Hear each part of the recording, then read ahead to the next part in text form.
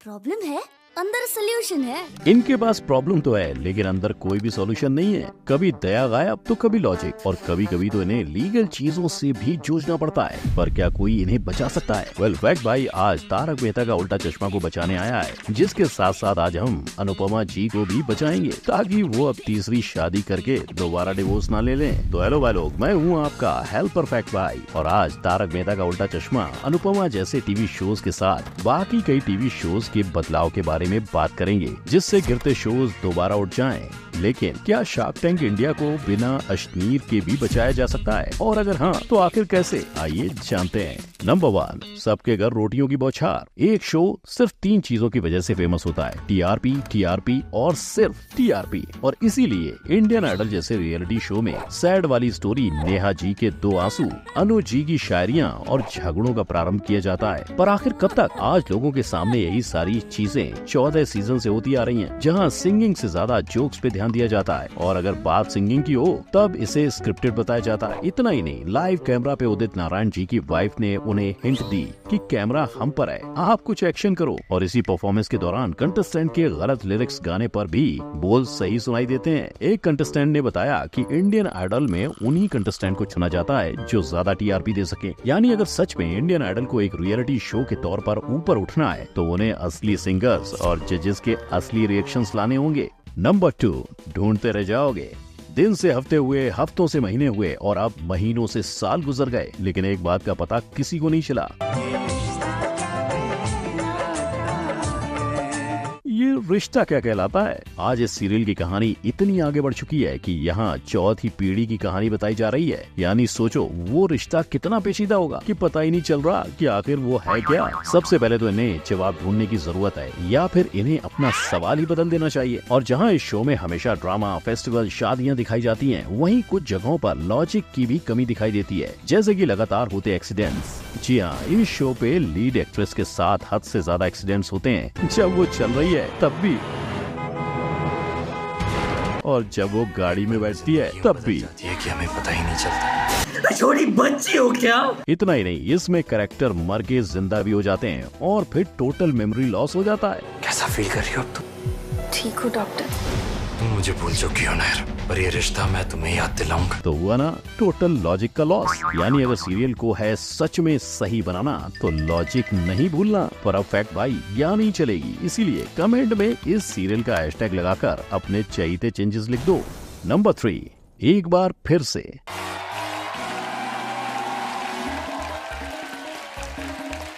एक वक्त ऐसा था कि इस इंट्रो को सुनकर सबकी शामें बन जाती थी, लेकिन धीरे धीरे कपिल का नशा लोगों के मन से उतरता चला गया। एक रिव्यू के अनुसार कपिल शर्मा शो एक डल और निराशाजनक शो है, जिसमें जोक्स भी पुराने हैं और नए सेट का भी कोई कमाल नजर नहीं आता। लेकिन कपिल की घटती टीआरपी का एकमात्र कारण सुनील ग्रोवर है। जब से कपिल और सुनील की कंट्रोवर्सी हुई है, कई सारे फैंस ने कपिल के शो से अलविदा ले लिया, और जब जनता का ठंडा रिस्पॉन्स कपिल तक पहुंचा तब उन्होंने बदलाव की ठान ली। हाल ही में नेटफ्लिक्स के साथ कोलैबोरेट करके द कपिल शर्मा शो ने ओटीटी पे लॉन्च होने का फैसला लिया। इतना ही नहीं, अब इस शो में सुनील ग्रोवर भी हिस्सा लेंगे। यानी सारी पुरानी बीती बातें मिट्टी में मिली और दोनों दिल फिर मिल गए। क्या आप कपिल के इस नए अवतार को देखने के लिए एक्साइटेड हो? क्योंकि इस शो पर आमिर खान और रणबीर कपूर दोनों की एंट्री होने वाली है। नंबर 4, चश्मा ठीक किया जाए।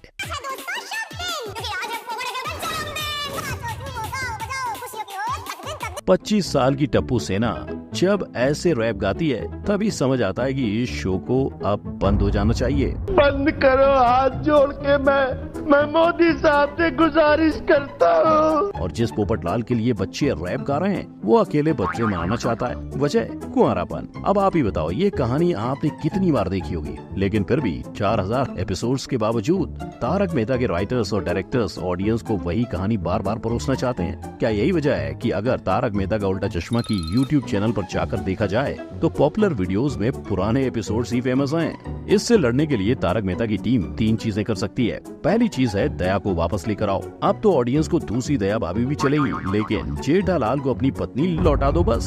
दूसरी चीज है नए बच्चे। जी हाँ, आपने देखा होगा कि कैसे अय्यर बबीता और तारक अंजलि को आज तक बिना बच्चों के दिखाया है, यानी नए बच्चे आएंगे तो शायद नई कहानी भी देखने को मिलेगी। आखिरी चीज है शो को फ्यूचर में लेकर जाना। जैसे सोप ओपेरा करते हैं, वैसे ही तारक मेहता का उल्टा चश्मा को भी 10 साल का टाइम जंप लेकर नई कहानी का इजाद करना ही होगा। और फैक्ट बाई की मानो तो अगर ऐसा नहीं हुआ तो तारक मेहता को जल्द ही बंद होने से कोई नहीं रोक सकता। नंबर 5, अनुपमा का कहर। अबला अनुपमा की ताकत तुम क्या जानो ऑडियंस बाबू। हर दूसरे घर की औरत को रुलाती है ये अबला औरत, पर बाकी लोगों के लिए ये अभी क्रिंजी है। ये तब हुआ जब अनुपमा सीरियल ने 5 साल का टाइम जंप लिया। इस टाइम जंप में मेकर्स ने दिखाया कि अब अनुपमा यूएसए में रहती है, अमेरिका पहुंच गए, जहां उनका अनुज कपाडिया से डिवोर्स हो चुका है। यानी पहले वनराज से डिवोर्स, उसके बाद अनुज से प्यार और अब उससे भी डिवोर्स। लेकिन क्या शाह और कपाडिया फैमिली अनुपमा से दूर रह सकती है क्या? तो दोनों ही फैमिली यूएसए पहुंच जाती हैं। और भाई लोग, ड्रामा यही नहीं रुकता। अब तो इस सीरियल में परितोष की गलती की वजह से अनुपमा को जेल भी भेजा गया। सोचो, अगर रूपाली गांगुली को सचमुच जेल जाना पड़ता तो कम से कम ऑडियंस तो कुछ एपिसोड्स के टॉर्चर से बच जाती। और उन्हें ऐसी स्टोरी लाइन का इस्तेमाल तब करना पड़ा जब उनकी टीआरपी गिरनी शुरू हो चुकी थी। लेकिन टीआरपी हाई होना मतलब सीरियल अच्छी होना थोड़ी बन जाती है, राइट? इसी वजह से अब भी टीआरपी हाई होने के बावजूद अनुपमा एक क्रिंज फेस्टिवल बन चुकी है। पर अगर इस सीरियल को सच में वुमेन एम्पावरमेंट को प्रमोट करना है तो उन्हें अनुपमा के किरदार को अबला और एक इमोशनल इंसान दिखाने की जगह कॉन्फिडेंट वुमेन दिखाना चाहिए। Number 6, how are you sharks. जानते हो शार्क टैंक के 15 सीजन्स चलने का राज क्या है? कि वो इंडिया का नहीं, वरना मुश्किल से तीसरी सीजन तक पहुंचा शार्क टैंक इंडिया जल्द ही कंगाली की सीढ़ी चढ़ लेता। जी हाँ, एक डेटा के मुताबिक शार्क टैंक इंडिया के जजेस ने इन्वेस्टमेंट की डील तो फाइनल कर लिए, लेकिन उनमें से सिर्फ 40% डील्स को ही पैसे मिल पाए। लेकिन चलिए, ये तो हुआ शो खत्म होने के बाद का मामला, क्योंकि शो के दौरान हर एक जुबान पे एक ही नाम छाया हुआ होता है, अश्नीर ग्रोवर। क्या कर रहे हैं यार, तू बहुत बंद कर दे। ये सब दोगलापन है, तुम सब अपनी जिंदगी बर्बाद कर रहे हो। और अगर सीजन 1 के मुकाबले सीजन 2 की रेटिंग्स को देखा जाए तो वो IMDb पर कोई कमाल नहीं कर पाई। यानी भड़कते अश्नीर के ओपिनियन सुनना हर एक को पसंद था। इनफैक्ट जैसे सीजन 1 की ब्रांड आज भी लोगों को याद है, वैसे सीजन 2 और 3 के दौरान नहीं हुआ। अब इसकी वजह शायद मार्केटिंग टीम से पूछनी पड़ेगी, लेकिन अगर फैक्ट बाई से पूछा जाए तो अश्नीर को लौट आना चाहिए। पर जब चिड़िया चुग गई खेत तो अब ऐसे में क्या ही कर सकते हैं। तो इतना लाइफ खराब हो गया है, इतना लाइफ खराब हो गया है मेरा।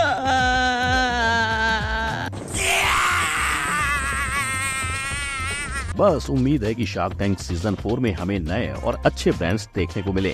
नंबर 7, तोड़ दो या छोड़ दो। 1998 से 2018 24 साल का सफर, 1500 से भी ज्यादा केसेस और हजारों बार कहा गया दे दरवाजा तोड़ दो। दे सर।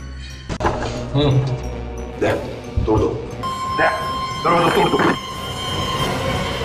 लेकिन आज कई सालों से CID का कोई नामो निशान नहीं नजर आ रहा। तो क्या इस शो को भी लो रेटिंग्स ऑडियंस के छूटने की वजह से बंद किया गया? नहीं, शो के बंद होने के पीछे पॉलिटिक्स का हाथ था, बाहर की नहीं, आपसी पॉलिटिक्स। इसका खुलासा शो के इंस्पेक्टर दया ने किया। उनका कहना था कि शो को जानबूझकर नाकाम बनाया गया। एक्चुअली जो चीज पैदा होता है उसको खत्म तो होना ही है, हर चीज पेरिशेबल है। इंटरनल पॉलिटिक्स भी हो सकता है, जिसकी कोई जरूरत नहीं थी। और इस पॉलिटिक्स की शुरुआत लगभग 2016 से शुरू हुई। ये सवाल आई थिंक हर यहाँ बैठे शख्स और हर बंदा जो ये वीडियो देख रहा है उसके दिमाग में है कि 5 साल हो गए, CID बंद क्यों हो गया? समवेयर शो के साथ उसको सबोटाज किया गया है। फ्रॉम 2016 से चालू किया था इसको। जैसे झाड़ होता है ना, जो रास्ते के बीच में होता है, उसको काटना नहीं चाहिए तो लोग हींग लगा देते हैं उसको। लेकिन इस सब की वजह से CID की टीम रुकी नहीं। हसीन दिलरुबा मूवी के प्रमोशन के लिए पूरी CID टीम को एक वीडियो कॉल करते हुए दिखाया गया। अरे आनंद बाबू, क्या हाल चाल? कामते साहब सब ठीक है ना? हम ठीक है, हम सब लोग ठीक है। उन्हें इतने सालों के बाद वही अंदाज में देख ऑडियंस भी भावुक हो गई। मतलब साफ है कि अगर अब भी इंटरनल पॉलिटिक्स को मिटाया जाए, CID के कमबैक को कोई नहीं रोक सकता, क्योंकि ये शो जैसा था वैसा ही ठीक था। इस शो में कोई भी बदलाव की आवश्यकता न थी और न पड़ेगी। नंबर 8, गुमनाम है कोई।